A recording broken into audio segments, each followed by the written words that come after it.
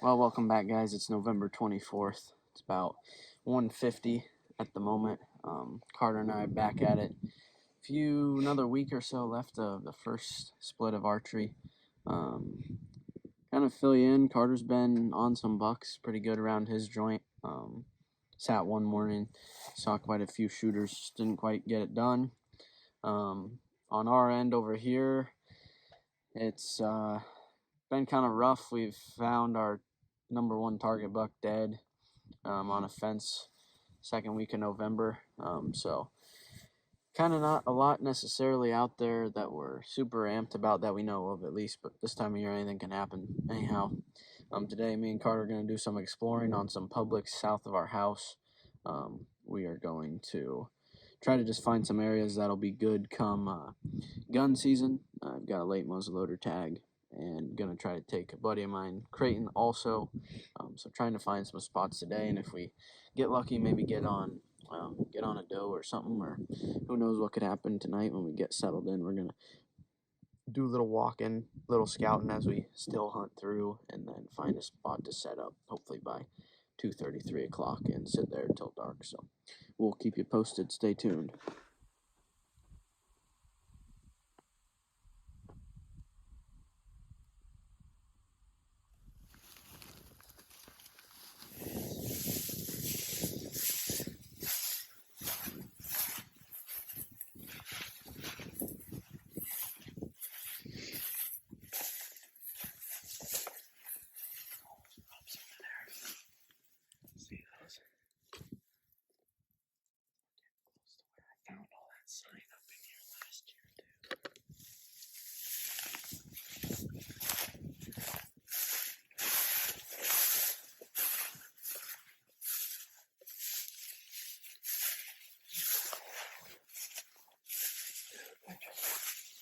They're just all over the place. That's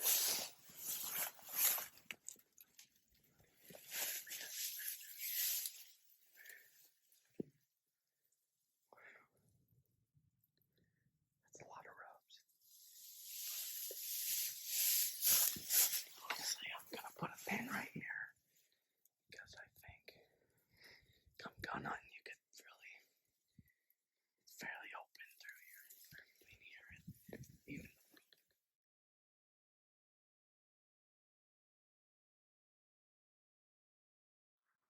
Well, guys, welcome back. It is December 1st. It's a Friday, just before 2 o'clock right now.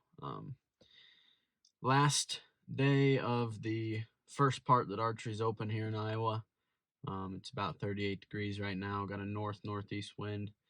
It'll be about 12 mile an hour once we get to the stand. Going to the spot tonight that we call the Killing Tree. Filled my buck tag November 3rd. Shot my first archery buck. And that video is already up. Out tonight to do a little doe patrol, hopefully, in this last sit before the Orange Army breaks loose or shotgun season starts. Like I said, just have a doe tag left for archery, and have bought an any sex late muzzleloader and an antlerless for late muzzleloader. I've done some scouting on some public near our house. Predominantly going to hunt that during late muzzleloader just because we found the top buck on our hit list. We called him Floppy dead back in the middle of November. We're going to do a little video about him as well, kind of just like a tribute, so to say, kind of tell the story of him, and hopefully get on something nice on that public come late muzzleloader season. Guess for tonight, I'm kind of going to just test out some different camera stuff on my way in, use it as a learning opportunity.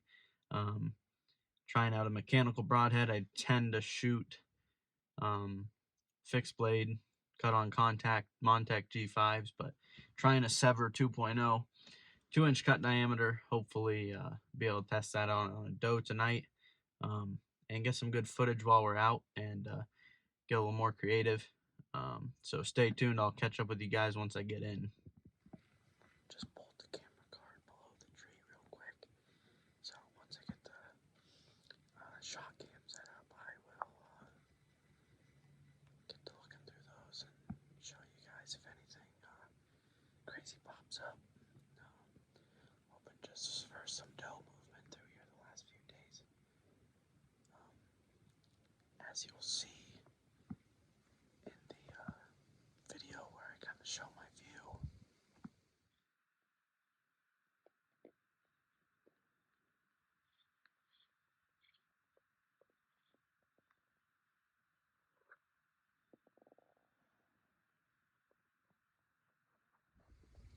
Picked cornfield to my west, and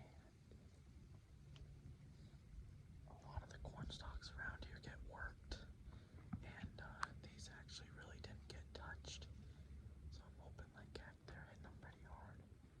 It's getting cold, definitely switching back to food, and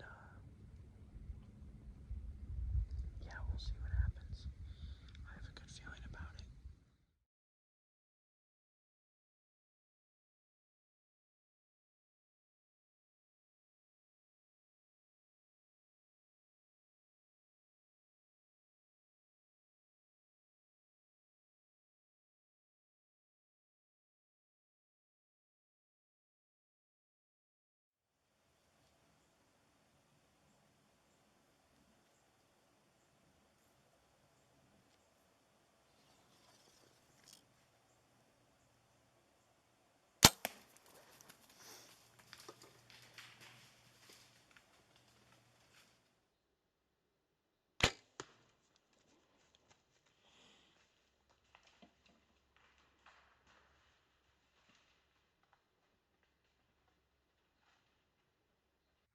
Well guys, sorry for the poor lighting, but just smoked a doe with about 10 minutes of light left. 16-yard shot. Camera was getting dark, so luckily the light, you'll see the light and not getting it in the video, but otherwise,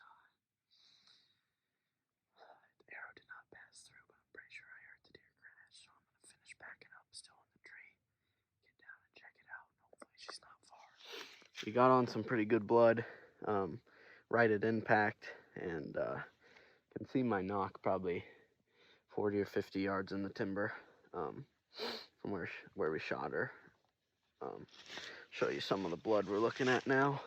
There's some on the leaf, but this is what we're looking at. Like I mentioned before, trying out the Sever broadhead.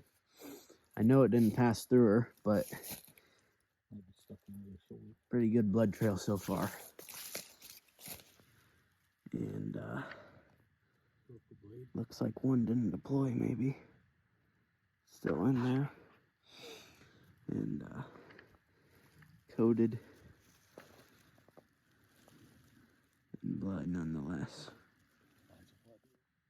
Well guys, we were probably 150 yards about from where we shot her, through the timber. Trying not to blind you with my headlamp.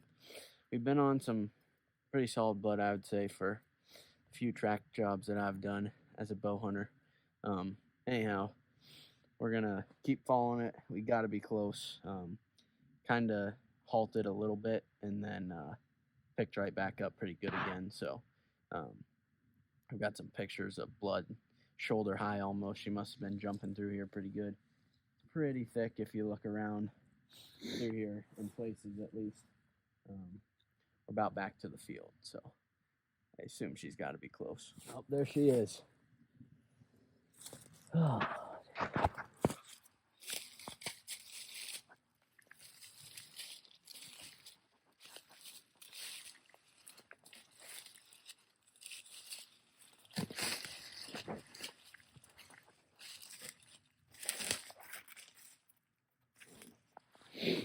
Well, tagged out for archery 23 regardless. Yeah, you bet.